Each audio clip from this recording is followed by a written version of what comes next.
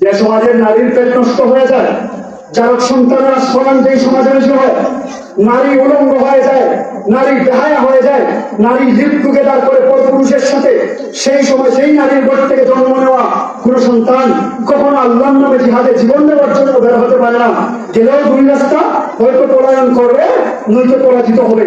এবং তাদের চিন্তা হলো আমাদের মুসলমানদের মেয়েদেরকে নষ্ট করতে হলে মেয়েদের নষ্টের মধ্যে সবচাইতে বেশি পর্দাশীলকে দিকে টার্গেট করে।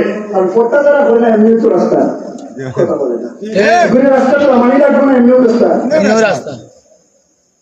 এখন চিন্তা করলো যে যারা আছে পর্দাশীল নারী, এই পর্দাশীল নারীদেরকে আমরা রাস্তায় নামাতে হলে এদেরকে প্রেমের ফাঁদে ফেলে, এদেরকে ব্ল্যাকমেল করে, এদেরকে রূপ দেখিয়ে, এদেরকে ভয় দেখিয়ে একদিন প্রথমে একদিন প্রেমের ফাঁদে ফেলে যদি শারীরিক সম্পর্ক করা যায়, এই দিনের ভিডিওর মাধ্যমে স্থায়ীভাবে তাকে দুঃখ করার মতো এক ব্যবস্থা করা, পরে পালাক্রমে দর্শন করা, এরপরে তার ওসির কাছে দেওয়া, ওসি 3-4 দিন সেই মেয়েকে দর্শন করা, পরে ভারত পাচার করা।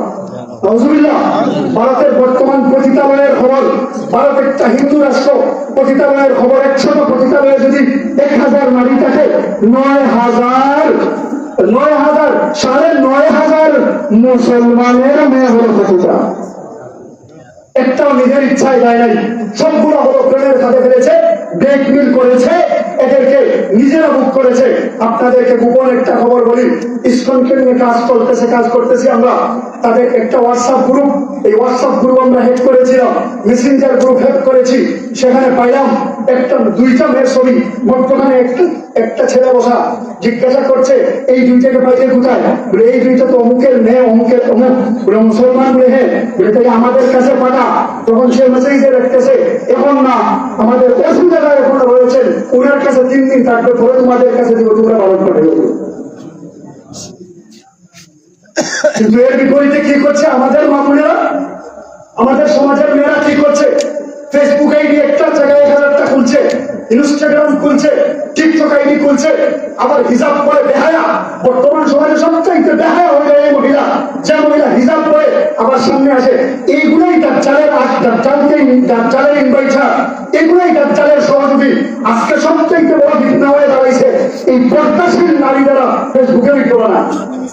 এই পর্দাশীলা যেগুলো আছে, এইগুলাই ইসকনদেরকে পর্দাশীল নারীর শ্লীলতাহানি, পর্দাশীল নারীকে ইসকনের টার্গেট বানানোর সবচাইতে বড় হাতিয়ার।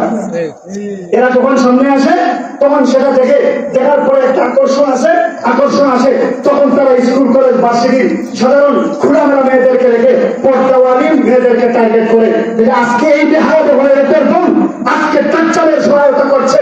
এই থিয়েটার যারা আছে, কন্টেন্ট থিয়েটারের মধ্যে বুরকা পরে, মেকআপ পরে যেগুলো আছে, এইগুলাই আজকে ইসকনকে ইনভাইট করতেছে আর তাদেরকে দর্শন করার রাস্তা সহজ করে দিচ্ছে। ঠিক না বলি? আচ্ছা বলেন, এই যে মেয়েটা ভিডিওটা বানাইলো, এই মেয়েটা পর্দার ভিতরে শুটিং করলো, এই মেয়েটা দেখার পরেই তো একজন ইসকনের সদস্য সর্বপ্রথম তার দিকে টার্গেট আসবে। তাকে পারে না, তার চাইতে লো পজিশনের মহিলা, পর্দাশীলা এক মহিলার দিকে তার টার্গেট যাবে।